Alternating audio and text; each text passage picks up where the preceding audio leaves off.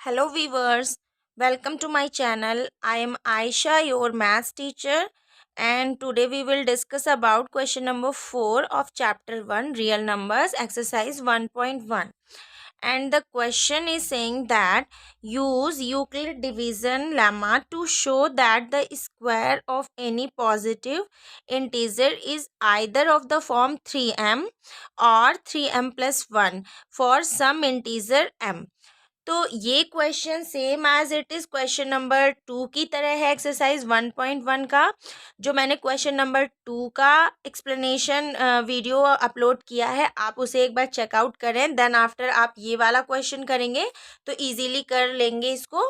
तो इसमें भी और हिंट इसमें ये दिया हुआ है कि आपको लेट करना है एक्स बी यानी positive integer, sorry positive integer मैं लिखना भूल गई यहाँ पे। then it is the form of 3q plus 1 or 3q plus 2. Now square each of these and show that they can be rewritten in the form 3m or 3m plus 1. इस तरह से आपको इसको क्वेश्चन को करना है, ठीक। तो हम इसमें सारा प्रोसीजर क्वेश्चन नंबर 2 की तरह ही करेंगे। इसमें हम यूक्लिड डिवीजन एल्गोरिथम का ही यूज करेंगे, राइट स्टूडेंट। तो इसमें हमें यूक्लिड डिवीज़न लेमा का यूज़ करते हुए सॉल्व करना है। बट इस क्वेश्चन में ऐसी डिमांड नहीं है कि आपको ऑड इंटीजर या इवन इंटीजर शो करना है। इसे आपको square of any positive integer के फॉर्म में शो करना है। तो लेकिन स्टार्टिंग हम क्वेश्चन नंबर 2 में जैसे हमने किया था उसी तरह करेंगे। तो सबसे पहले हम लेट कर लेंगे, let A B any positive integer, let A B any positive integer. And हम अगर कंपेयर कराते हैं, हमें पता है यूक्लिड डिवीजन एल्गोरिथम क्या होता है हमारा, यूक्लिड डिवीजन लेमा हमारा होता है a is equal to B Q plus R, where R हमारा ग्रेटर देन और इक्वल टू 0 के एंड लेस देन बी से होता है हमारा। इसमें हमारे 4 वेरिएबल्स होते हैं, ए हमारा डिविडेंड होता है, B divisor, Q quotient, R remainder. तो अगर हमें डिविडेंड और डिवीज़र गिवन होता है, कोई भी 2 वेरिएबल गिवन होते हैं, तो हम कोशेंट और रिमाइंडर अपने आप से फाइंड आउट कर सकते हैं, ठीक है। तो हम क्वेश्चन में मैच करते हैं कि हमें इससे हम जरा कंपेयर कराते हैं A is equal to B Q plus R के फॉर्म में। तो जैसे कि हिंट में दिया हुआ है कि a इज इक्वल टू अगर हम इसमें कंपेयर कराएंगे तो 3q प्लस 1 और 3q प्लस 2, यानी कि यहाँ पे जो b है हमारा, b जो पॉसिबल वैल्यूज रिमाइंडर की आएगी, b हमारा यहाँ पे है 2। ये देखिए यहाँ पे b हमारा 2 है। ये देखिए अगर हमें ये हिंट दिया हुआ है ना हमारे पास, तो इससे हम लेंगे b हमारा जो आ जाएगा 2। बी इससे हमने कंपेयर कराया तो बी हमारा 2 आ गया। तो अब हम यहाँ पे लिख लेंगे देन द पॉसिबल रिमाइंडर और वैल्यू जो भी इसकी होगी वो क्या होगी, देन द पॉसिबल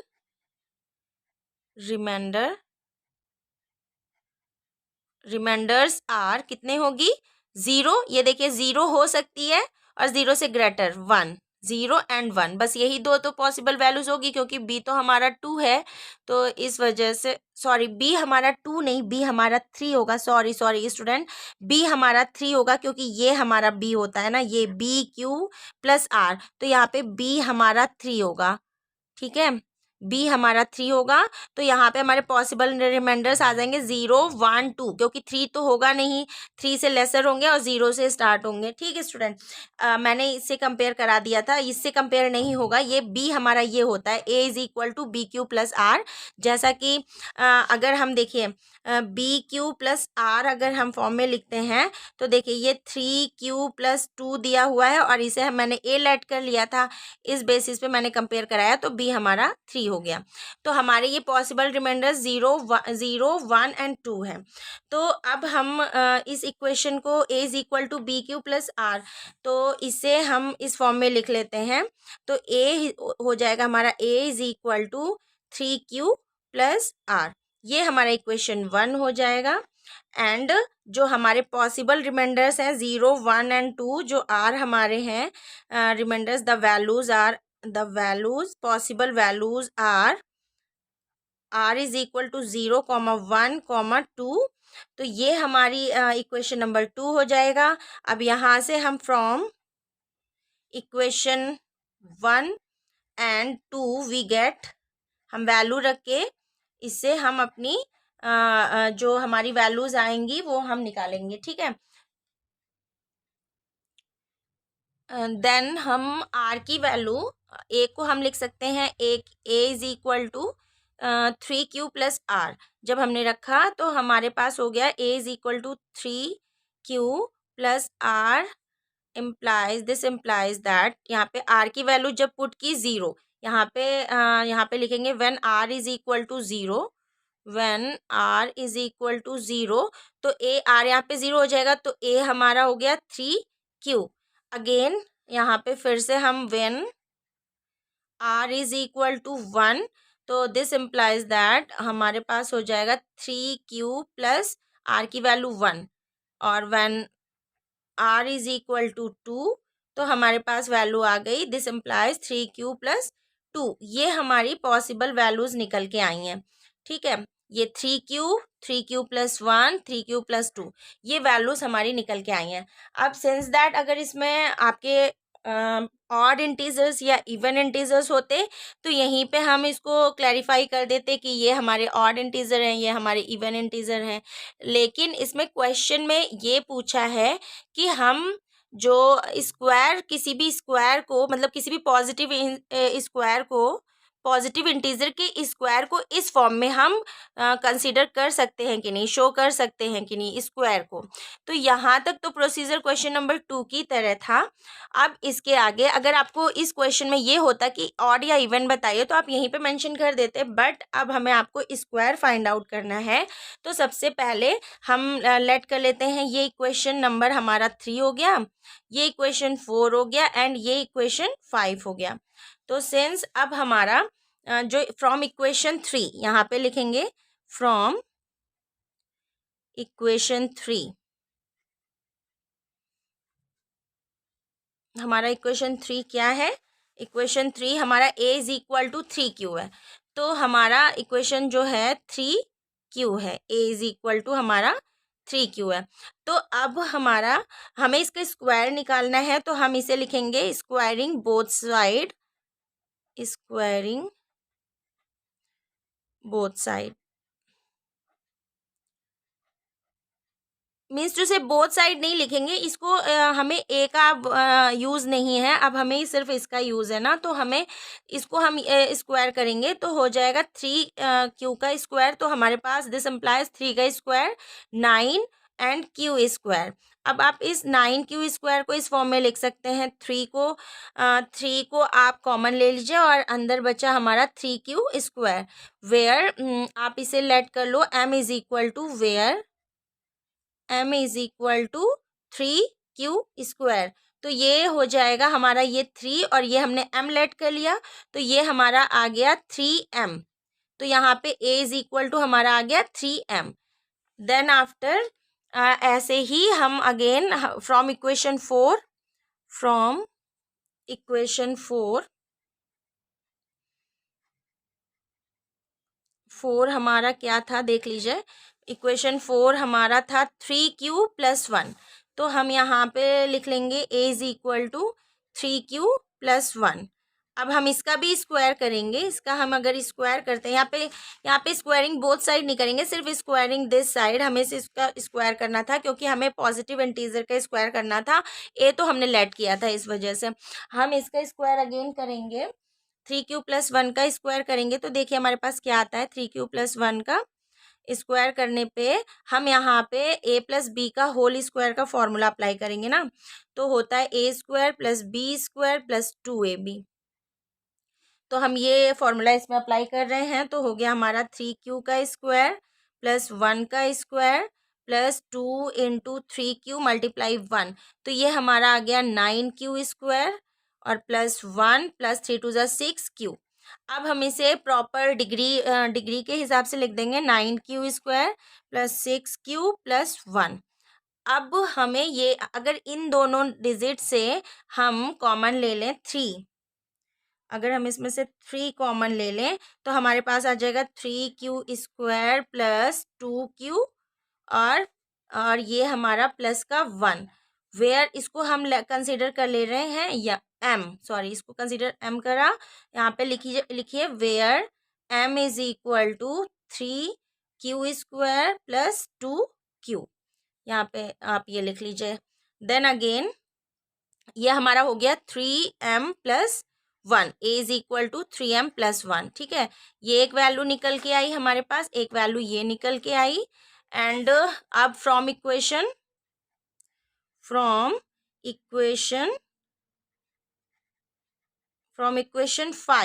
इक्वेशन 5 ये है हमारा, जो कि है 3q प्लस 2। अब हमें इसका भी स्क्वायर करना है, तो हम इसका स्क्वायर कर लेंगे। तो इसका स्क्वायर हमने किया तो हमारे पास आया 3 का स्क्वायर 9। इसमें भी मैं a प्लस बी का होल स्क्वायर का फॉर्मूला ही अप्लाई कर रही हूँ, जो कि होता है a² plus b² plus 2ab। ठीक है, तो इसमें 3 का स्क्वायर 9q² प्लस 4 प्लस 2 ज़ा 4 3 ज़ा 12q, ये हमारे पास आया। अब इसे डिग्री वाइज अरेंज करेंगे, 9q² प्लस 12q प्लस 4। अब इसे हम इसमें से हम कॉमन ले लें अगर 3, अगर हम इस 4 को ऐसे लिख सकते हैं, 4 को दिस इम्प्लाइज ये लिख सकते हैं ना हम 9q² प्लस 12q, और अगर 4 को हम प्लस 3 प्लस 1 लिख सकते हैं, क्योंकि हमें 1 चाहिए, हमें क्वेश्चन बनाना है, तो इस तरह से हमने 4 को प्लस 1 कर दिया। ये क्वेश्चन प्रैक्टिस से आएगा, आप जब इस क्वेश्चन को प्रैक्टिस करोगे तो बहुत ईजी तरीका। ये 1 हमने इसलिए किया है ना, क्योंकि हमें 3m प्लस 1 के फॉर्म में बनाना है। अब हम इसे 3 कॉमन ले लें तो आ गया 3q² प्लस 4q, एंड और इसमें से कॉमन ले रही हूँ ना मैं इसमें से, तो 4q प्लस 1 को इस तरफ कर लिया, सॉरी नहीं, प्लस 3 एंड 1 हमारा ये हो गया। और वेयर m इसे कंसीडर कर लीजिए m, और लिख दीजिए where m is equal to 3q² plus 4q plus 3, और यहाँ पे आप लिख सकते हो 3m प्लस 1। ये हमारा ये a इज इक्वल टू हमारा ये मिला। ठीक है, तो क्वेश्चन की डिमांड हमारी ये थी कि हमें ये शो करना था, यूक्लिड डिवीजन लेमा के थ्रू हमें ये शो करना था कि किसी भी पॉजिटिव इंटीजर का स्क्वायर या तो 3m के फॉर्म में होगा या 3m प्लस 1 के फॉर्म में होगा। ठीक है, और कोई भी इंटीजर m लेट करना था, और इसमें इन्होंने हिंट भी दिया था कि let x be any positive integer then it is in the form of 3q plus 1, 3q plus 2. Now square each of these and show that they can be written in the form of this and this. तो इन्होंने x को late किया है, मैंने a late कर लिया है, कोई इसमें फ़र्क नहीं पड़ेगा। आपको ये हिंट आपको एग्जाम में नहीं मिलेगा, मैंने a लेट करके किया है, आप x भी लेट करके कर सकते हो। तो मैंने सबसे पहले a लेट करा कि a B any positive integer, क्योंकि हमें 2 वेरिएबल फाइंड करने हैं और a की पॉसिबल वैल्यूज निकालनी है। तो रिमाइंडर, क्योंकि हमने इसे कंपेयर कराया BQ प्लस 1 से, a को हमने लेट कर लिया और a is equal to BQ plus R से कंपेयर कराया, तो b की वैल्यू आई हमारी 3। तो पॉसिबल रिमाइंडर्स हो जाएंगे 0 1 2, क्योंकि 0 R जो होता है रिमाइंडर ग्रेटर देन और इक्वल टू 0 के होता है, मतलब 0 के इक्वल हो सकता है और उससे ग्रेटर हो सकता है, बट जो b है उससे लेस होता है। तो b हमारा 3 है, तो b हमारा 3 है, तो 0 1 एंड 2 इसके पॉसिबल रिमाइंडर्स निकल के आए। फिर हमने 1 बाई 1 सारी वैल्यूज़ रख के एक रिमाइंडर की वैल्यूज़ रख के मैंने a की वैल्यू यहाँ से निकाल ली। देन आफ्टर इनका स्क्वायर करना था और उन्हें 3m या 3m प्लस 1 के फॉर्म में हमें शो करना था, 3m और 3m प्लस 1 के फॉर्म में शो करना था, जो कि मैंने यहाँ पे स्क्वायर किया और स्क्वायर करके मैंने 3m के फॉर्म में शो कर दिया a को। अगेन इसी तरह क्वेश्चन में x नहीं था, क्वेश्चन में हमें x ये हिंट में था, तो आपकी मर्जी, आप x लो या a लो। तो मैंने इसको स्क्वायर करके 3m के फॉर्म में किया, सेकंड वाला भी मैंने 3m प्लस 1 के फॉर्म में कर दिया, और इसका थर्ड वाला जो हमारे पास 3 पॉसिबल रिमाइंडर्स निकले थे, मैंने तीनों को 3m प्लस 1 के फॉर्म में प्रूव कर दिया। तो यहाँ पे लिख सकते हैं आप एक statement, hence it is so that all the possible values of a can be written in the form of 3m or 3m plus 1. मतलब उनके square, the square of any positive integer is either of the form 3m और 3m plus 1. ठीक है student, तो I hope आपको मेरा explanation अच्छा लगा होगा. अगर इसमें कुछ भी प्रॉब्लम है इस एक्सप्लेनेशन को समझने में तो आप मुझसे कमेंट बॉक्स में पूछ सकते हैं. और अगर मेरा ये एक्सप्लेनेशन आपको अच्छा लगा है तो प्लीज़ मेरे चैनल को सब्सक्राइब कर दीजिए और लाइक कर दीजिए. Thank you.